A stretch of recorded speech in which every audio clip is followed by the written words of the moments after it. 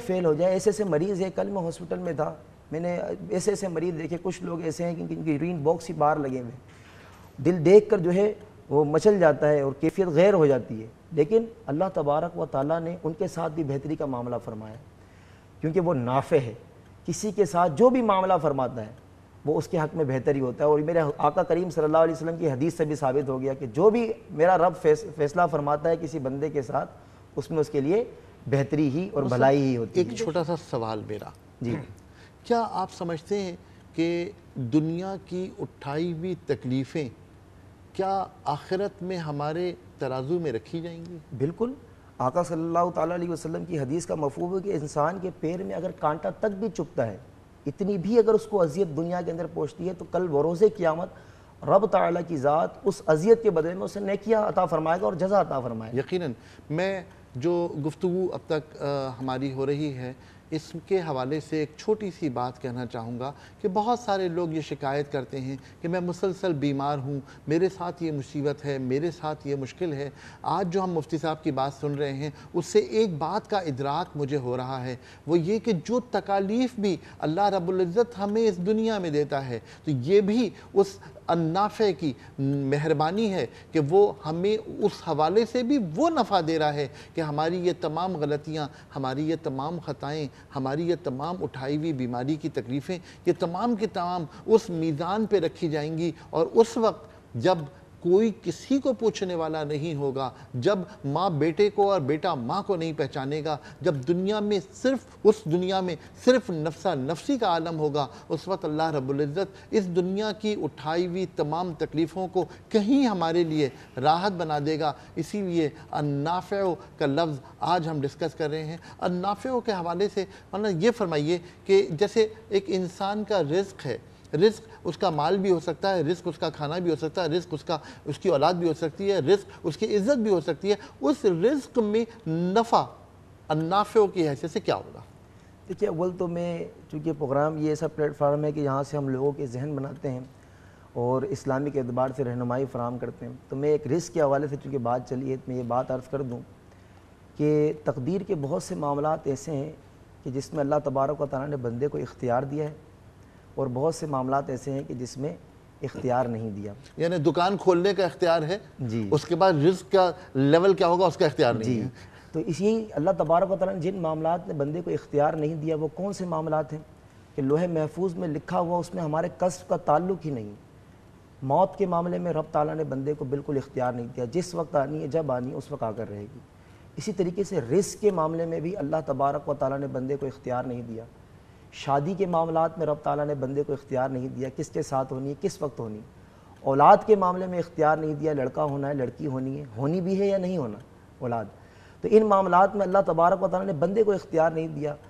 تو رزق میں برکت کا مفہوم فقط اتنا ہی ہے, یا ہم دعائیں وغیرہ پڑھتے ہیں تو یاد رکھیے کہ النافع کا ورد کریں یا رزاقو کا ورد کریں یا کوئی بھی رزق میں برکت کے لیے نوافل پڑھیں, تو اس میں برکت کا مفہوم صرف یہی ہے کہ اللہ تبارک و تعالیٰ نے جو مقرر کیا ہے اس مقرر کیے ہوئے میں اللہ تبارک و تعالیٰ جو ہمیں عطا فرمائے خیر آسانیاں پیدا فرما دے. ہم آسانیوں کی بات کرتے ہیں, ان تمام چیزوں کی بات کرتے ہیں. ہمارے پاس ایک کالر ہیں, پلیز تریم. السلام علیکم جی, کون ہے ہمارے ساتھ؟ السلام علیکم, میں فرحان بات کر رہا ہوں کراچی سے. جی فرحان صاحب کہیے, کیا کہیں گے؟ پہلے تو آپ تمام حضرات کو بہت بہت روزہ مبارک ہو, اور آغا صاحب آپ کو بھی بہت السلام علیکم, آپ کو بھی روزہ بہت مبارک ہو, اور مولانا صاحب آپ کو خاص طور پہ بہت بہت مبارک ہو. خیر مبارک جی, خیر مبارک. اور آپ لوگوں کا پروگرام بہت زبردست ہے, بہت ایکسیلنٹ پروگرام کر رہے ہیں. میں جتنے چینلز دیکھ رہا ہوں ماشاءاللہ سے بڑی انفارمیٹیو باتیں ہوتی ہیں اور بڑی انفارمیشن ہوتی ہے اسلام کے متعلق بھی, اور لوگوں کو معلوم ہونی چاہیے اسلام کے متعلق کہ وہ اپنا رہن سہن جو اپنی زندگی گزار رہے ہیں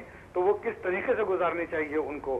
اور تحریم ماشاءاللہ آپ تو اتنی زبردست ہوسٹنگ کر رہی ہیں کہ میں اس میں کیا آپ سے کہوں کہ الفاظ نہیں ہے. Excellent, very good job. اور آغا صاحب آپ بھی بہت زبردست ان کے ساتھ جو ہے اسسٹنس دے رہے ہیں, اور لوگوں کو جو ہے روزے کے متعلق اور افطاری کا سلسلہ جو آپ کا ہے, آپ کا کوکنگ کا سلسلہ is a very excellent, very excellent. بہت بہت شکریہ. سوال کیا ہے ذرا مجھے وہ اگر بتا دیں تو کوشش کروں گا جواب جی, میں سوال ریپیٹ کر دیتی ہوں. حابیل اور قابیل میں سے قاتل کون تھا اور مقتول کون تھا؟ ان دو بھائیوں میں سے. اور قافل میں حابیل اور قابیل. قابل قاتل تھا اور مقتول حابیل تھا. ٹھیک ہے جی، آپ اپنا نمبر جو ہے کنٹرول روم میں لکھوا دیجیے، ہم پروگرام کے آخر میں اپنے ونر کا نام اناؤنس کریں گے۔ آپ کا بہت بہت شکریہ، آپ کا بہت بہت شکریہ، آپ نے میری اسسٹنسی کی تعریف کی۔ جب باس اچھا ہو تو اسسٹنسی ہمیشہ اچھی ہوتی ہے۔ چلیں جی، ہم چلتے ہیں واپس اپنے ٹاپک کی طرف۔ اچھا، یہ جو اللہ پاک کا صفاتی نام ہے النافع، جس کا آپ نے جیسے شروع میں کہا کہ نفع پہنچانا، سارے انسانوں کے لیے یہ صفات جو ہے وہ برابر ہے، یہ صرف مسلمانوں کے لیے نہیں ہے، تو کیا وہ لوگ جو اللہ کے اس صفاتی نام کو نہ صرف ورد کرتے ہیں بلکہ اپنی ذات سے لوگوں کو نفع پہنچانے کی کوشش کرتے ہیں، ان کے بارے میں کیا کہیں گے آپ؟ دیکھیے، النافع لفظ کیونکہ الفاظ قرآن، چونکہ قرآنی الفاظ سے ماخوذ ہے، اور قرآن مجید کے ہر لفظ کی ایک الگ تاثیر ہے، اور اللہ تبارک و تعالیٰ کے اسماء میں سے ہر اسم کی الگ تاثیر ہے۔ تو النافع کا جو ورد کرے گا اس کے بارے میں محدثین اور مفسرین نے یہ لکھا ہے، اگر وہ جس گھر کے اندر اس کا ورد کرے تو وہ گھر آفات و بلیات سے محفوظ رہے گا۔ اگر کسی سواری کے اندر جا رہا ہے اور اس سواری میں اس کا ورد کرے تو اللہ تبارک و تعالیٰ اس سواری کو بھی آفات و بلیات سے محفوظ رکھے گا۔ اور اسی طریقے سے جو لوگ دوسرے کو فائدہ پہنچانے کے جو ایسے ورک کرتے ہیں جو دوسرے کو جس سے فائدہ ہو، مالی اعتبار سے، علم کے اعتبار سے، جان کے اعتبار سے، کسی بھی حوالے سے جس سے غیر کو فائدہ ہو، کیونکہ فائدہ یہی ہے کہ ایصال الخیر الی الغیر، تو وہ اگر اللہ تبارک و تعالیٰ کے نام کا ورد کرے گا تو اللہ تعالیٰ وہ صفت جو اس کی ہے وہ اس بندے میں پیدا کر دے گا۔ اور یہی حضور علیہ الصلوۃ والسلام کی حدیث ہے، تخلقوا باخلاق اللہ، اللہ تبارک و تعالیٰ کے اخلاق سے متخلق ہو جاؤ، اللہ تبارک و تعالیٰ کی صفات کا مظہر بن جاؤ۔ تو یہ اللہ تعالیٰ کی صفات کا مظہر بننا یہی ہے کہ جو صفت رب تعالیٰ کی ہے، اگر رب تعالیٰ رحمان ہے تو بندہ اپنے اندر کمال پیدا کرنا چاہتا ہے تو مخلوق کے ساتھ رحم کرنا شروع کر دے۔ اگر رب تعالیٰ رزاق ہے تو خود بھی مخلوق کو رزق کی فراہمی کا ذمہ اٹھا لے۔ رب تعالیٰ نافع ہے تو خود بھی لوگوں کو نفع پہنچانا شروع کر دے۔ جب اللہ تعالیٰ کی صفات کا مظہر بننا شروع ہو جائے گا، اللہ تبارک و تعالیٰ کا قرب ملنا شروع ہو جائے گا۔ یقیناً، اور رمضان کے مہینے میں تو یقیناً یہ قرب کے راستے اور قریب ہو جاتے ہیں، اور اگر اس قرب میں لوگوں کے لیے نفع پہنچانے والا اگر کوئی شخص ہو، کوئی ہستی ہو، اور وہ محض اللہ کو راضی کرنے کی خاطر اپنے رزق حلال کو لوگوں میں تقسیم کر رہا ہو، تو یقیناً وہ النافع کی صفت کو اپنائے گا، اور یقیناً جو اللہ کی صفت کو اپناتا ہے اب وہ اللہ کے قریب ہوتا ہے۔ اس میں شرط جو ہے مال حلال کی ہے، اور اگر مال حلال کی شرط ہے تو یقیناً وہ النافع کی صف میں ضرور جائے گا۔ آپ اس سلسلے میں کیا فرماتے ہیں؟ بالکل صحیح فرمایا۔ دیکھیے، حرام مال تو کسی طریقے سے بھی انسان کے لیے مفید ہو ہی نہیں سکتا۔ میرے آقا کریم صلی اللہ تعالیٰ علیہ وسلم نے جو کچھ بیان فرمایا، اللہ تبارک و تعالیٰ ارشاد فرماتا ہے، وما اتاکم الرسول فخذوہ وما نہاکم عنہ فانتہوا، جو کچھ رسول اللہ صلی اللہ تعالیٰ علیہ وسلم تمہیں دیں وہ لے لو، اور جس سے منع کریں اس سے رک جاؤ۔ تو آپ صلی اللہ تعالیٰ علیہ وسلم نے حرام رزق سے منع فرمایا اور اس کی مذمت بیان کی ہے۔ دیکھیے، باطن کا نظام ہمارے ہاتھ میں نہیں ہے، لاکھ احتیاط کرنے کے باوجود بھی اندر کا نظام خراب ہو جاتا ہے، بستر میں پڑ جاتے ہیں، اور علم تک نہیں ہوتا کہ یہ بیماری ہمیں کس وجہ سے لاحق ہوئی ہے۔ ابھی میرے ایک دوست ہیں، بالکل صحیح و سالم تھے، اچانک جو ہے انہیں فالج ہو گیا، اچانک انہیں فالج کا اٹیک ہو گیا، مالدار ہیں، پیسہ بھی ہے، سب کچھ ہے۔ تو خدا نہ خواستہ اگر ہم اس طریقے سے حرام رزق کمائیں گے تو کبھی بھی اس بارے میں یہ ذہن نشین نہ رکھیں کہ وہ حرام رزق ہمارے لیے نفع ہوگا، وہ ہماری جان کے لیے بھی نقصان دہ ہوگا، ہمارے مال کے لیے بھی نقصان دہ ہوگا، اور ہماری اولاد کے لیے بھی نقصان دہ ہوگا۔ حلال رزق میں اللہ تبارک و تعالیٰ نے برکت عطا فرمائی ہے، حرام میں برکت نہیں ہے، اور اس بات کا تعلق احادیث سے زیادہ مشاہدے پر ہے۔ مشاہدہ کر کے دیکھ لیں کہ ایک شخص ہے جس کی تنخواہ آپ نے دیکھا ہے حرام ذریعے سے وہ کماتا ہے، وہ لاکھوں روپے، اور ایک شخص ہے جو ہزاروں میں کماتا ہے، لیکن ہزاروں میں کمانے والا پرسکون زندگی گزار رہا ہے، گھر میں بھی سکون ہوتا ہے، لڑائی جھگڑے نہیں، ٹینشن نہیں، بچے زیادہ بیمار نہیں ہوتے، خود بیمار نہیں ہوتا۔ اور جو حرام طریقے سے کما رہا ہوتا ہے، دھوکہ دے کر، رشوت لے کر، لوگوں کو بلیک میل کر کے، تو پھر اس طریقے سے اس کی دوڑ جاری رہتی ہے، سکون ختم ہو جاتا ہے، پریشانی، بیماری اور آفات وغیرہ میں مبتلا ہوتا ہے۔ یہ مشاہدے سے زیادہ تعلق یقیناً اس بات۔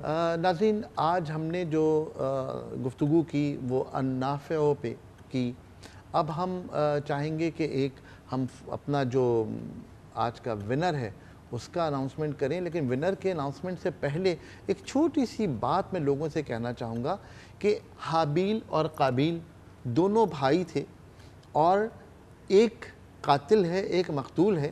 میں نے جو اس کو ریلیٹ کیا وہ اس طرح کیا کہ جو قابیل ہے دراصل وہ قاتل ہے، اس لیے کہ دونوں میں قاف سے شروع ہو رہے ہیں، تو قاتل قابیل ہے. تو یہی آج کا ہمارا جواب تھا کہ جو قاتل ہے وہ قابیل ہے اور جو مقتول ہے یقیناً وہ حابیل ہے. اور آج ہماری ونر کون ہے؟ ہمارے آج کے جو ونر ہیں وقاص ہیں کراچی سے. انہوں نے سب سے پہلے جواب دیا تھا، اس لیے وہ ہمارے آج کے ونر ہیں، اور انہیں آج گفٹ ہیمپر جائے گا لپٹ کوریئر کی طرف سے، جس میں ہوگی ہماری طرف سے اور لپٹ کوریئر کی طرف سے آموں کی دعوت. اور آپ اس کو بہت زیادہ انجوائے کر سکتے ہیں کیونکہ رمضان کا مہینہ ہے، تو آپ افطاری میں چاہتے ہیں کہ وہ تمام فروٹ ہوں جو آپ کو پسند ہے. میرے خیال سے آم اللہ پاک نے ایک ایسا پھل بنا دیا انسان کے لیے کہ جس کو آپ کھاتے رہیں اور آپ کا دل کبھی نہیں بھرتا. یقیناً آم ایسا ہے جس کے اوپر مہر لگی ہوئی ہے بہترین قسم کی جس کے ٹیسٹ کی. ناظرین ہم اب جائیں گے ایک چھوٹے سے وقفے پر، اس لیے کہ لاہور کے ہمارے ناظرین افطار کے قریب ہیں. لیکن آج مجھے سب سے ایک درخواست کرنی ہے. آج 9واں روزہ گزر گیا، کل 10واں روزہ ہے، عشرہ رحمت کا آخری دن.